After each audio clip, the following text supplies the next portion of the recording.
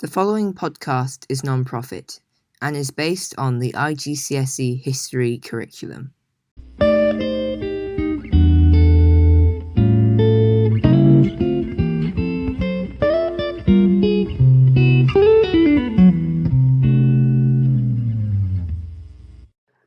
Hello, I hope everyone's safe and everyone's doing okay. I hope everyone's healthy, that no one's affected by the coronavirus. As I'm off school, I've got a bit more time, so I'm going to be doing a few more revision podcasts. In this episode, I'm going to go back and have a look at the Weimar Republic and see some of the uprising that occurred during the Weimar rule. When the Weimar Republic came to power, the officials were practically forced to sign the Treaty of Versailles, what Germans called a diktat or dictated peace. At the time of the announcement of the terms of the treaty, the German people were horrified by the harsh terms of the treaty, and German politicians complained to the Allies, trying to persuade them to change some of its most harsh terms, as the war was the Kaiser's fault, not the Weimar government's. Also, it did not punish the Kaiser, but instead punished the ordinary civilians of Germany. The terms of the treaty had the purposes of punishing and humiliating Germany, weakening Germany, and rewarding the Allies for their overall victory, or to compensate them for the damage and casualties. During the rule of the Weimar government, there were a number of attempted uprisings. One of these was the Spartacist Uprising, which took place in January 1919. It was where German communists tried to overthrow the Weimar government and set up a new communist government, like the one in Russia. In response, the government asked a group of ex-soldiers, called Freikorps, who hated them, to crush the uprising. Although they were loyal to the Kaiser, they helped the government to crush the uprising as they hated communism. However, the leaders of the Spartacists, Rosa Luxemburg and Karl Liebknecht, were murdered. The government had to decide whether to keep the Freikorps happy and ignore the murders, as it was possible they were responsible for them, or to investigate and arrest those responsible so that justice would be served. In the end, the Weimar government decided to set up an investigation and asked the police to arrest those responsible. Another uprising which took place was the Kapp Putsch, which took place in March of 1920. It was a right-wing movement which was sparked by the signing of the Treaty of Versailles.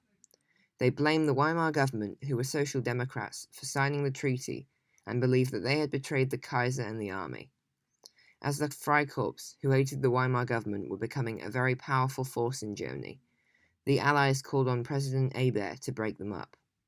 When the Freikorps refused to disband, their leader Wolfgang Kapp attempted to lead the Freikorps to overthrow the government with the aim of setting up a nationalist government. The Freikorps, with the support of some of the German army, including General Ludendorff, took over buildings in Berlin, and President Hebert decided to call on the army to stop the Freikorps. As many of the soldiers in the army had fought alongside the Freikorps, they refused to fight, and President Hebert was forced to call on the workers in Berlin to go on strike and to not cooperate with the Freikorps. In the end, the Freikorps were forced to retreat. However, the Kapp Putsch is good evidence that many right-wing groups hated the new socialist government. Apart from these uprisings, there was also the French occupation and workers striking in the Ruhr. The French occupation of the Ruhr took place on March 1923, where French soldiers invaded and occupied the Ruhr, the German industrial area, after the Weimar government was unable to pay the reparations. The government decided to call on the workers in the Ruhr to go on strike with the aim of resisting the French occupation. Although the French left the Ruhr, there was still a problem. The government had printed more money between March and November of 1923 to pay the striking workers.